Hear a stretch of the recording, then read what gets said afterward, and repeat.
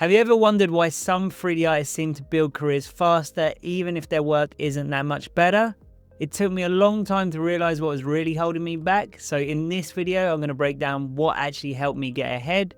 I'll show you how you can stand out without needing perfect renders, and I'll walk you through what a remarkable client experience actually looks like. Before I show you how I actually started winning clients, let me take you back to when it wasn't working. I thought I was doing everything right, perfect lighting, detailed textures, flawless renders, but getting and keeping clients felt like a real struggle. That's when I realized it isn't about how good my work was, it was about how easy I was to work with. And I remember delivering one of my best renders ever, and the client went quiet, and I was gutted, until I realized I'd made it really hard to work with me.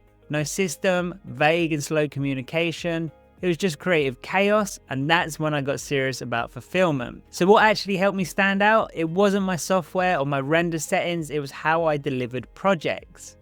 Most 3D artists don't lose clients because their work isn't good, they lose them because the process is messy. And fulfillment is the full client experience you give from that very first email to the final delivery and even beyond that. And clients remember how you make them feel, it's not the image, and that was my wake-up call. So whilst I was tweaking lighting, the client was waiting for an email back. I was creating great visuals, but if I wanted to stand out, it was all about the experience the client gets. Clients buy the experience, and the top 1% are just better collaborators. So how can someone just getting started still stand out? Even if your work isn't the best in the world, you can still stand out because most artists are obsessing over technical perfection while completely ignoring the human side. You don't go to a restaurant just for the food, you go for the experience. And the best food in the world won't save a place with rude service and late meals. Meanwhile, there are places with decent food that are always packed because the experience is incredible. The same thing in 3D. Clients come back to people who they trust and who are easy to work with. And that's an opportunity, especially early on. Relationships are the key to building a client list. Clients will always return to a person who's clear, on time, and easy to work with, even if someone else has flashier renders. So you don't have to out-render everyone, you just have to care more about your clients.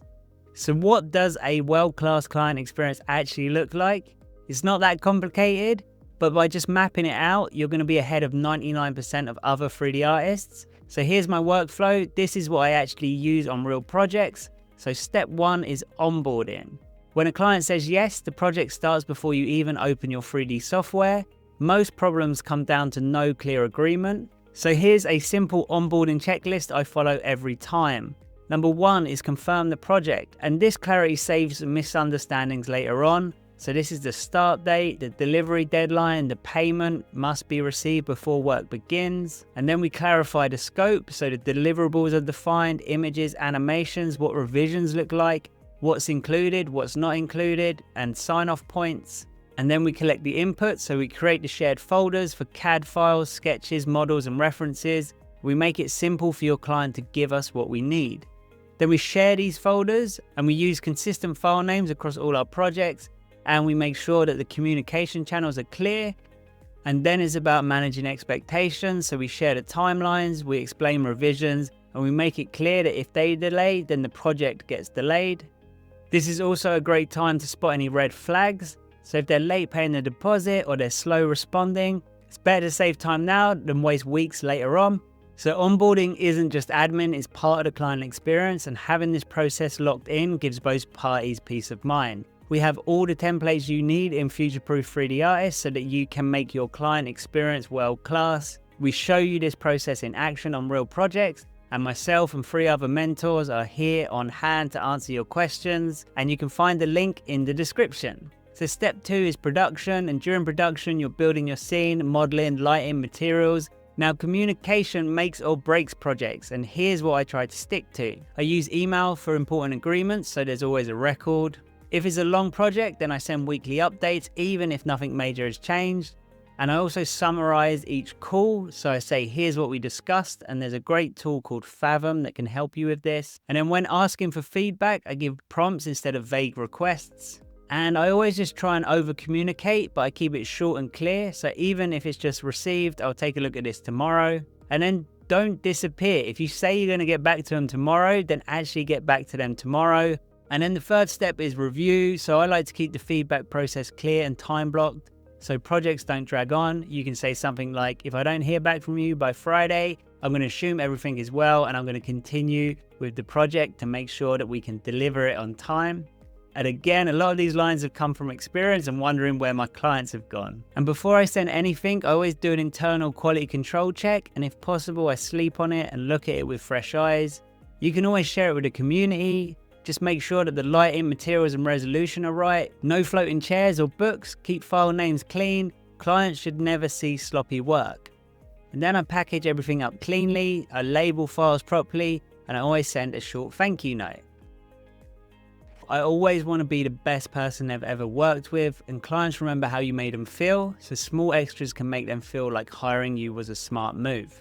Always try and over deliver, so bonus images, lighting variations, motions for social, and you can even resize images for Instagram or LinkedIn and say, feel free to tag me. This is a chance to demo add-ons whilst the project is still live. And I always try and act like I'm getting paid double, so I over deliver, and I believe that's how you delight your client. But a project isn't finished when the project is delivered, especially early on. A project has the opportunity to multiply into many projects.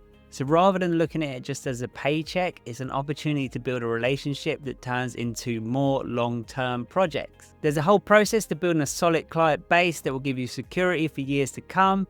And that's what we cover in the Future Proofed Accelerator. So you can check out the link in the description. So now you know why the client experience beats image quality every time. But what if you don't have a client yet? Before you waste another month wondering why no one's hiring you, I'll show you how you can stop waiting for work to come in and start building a system to get it. So watch this video next. It's the exact roadmap I wish I had when I started, and I'll catch you in the next one.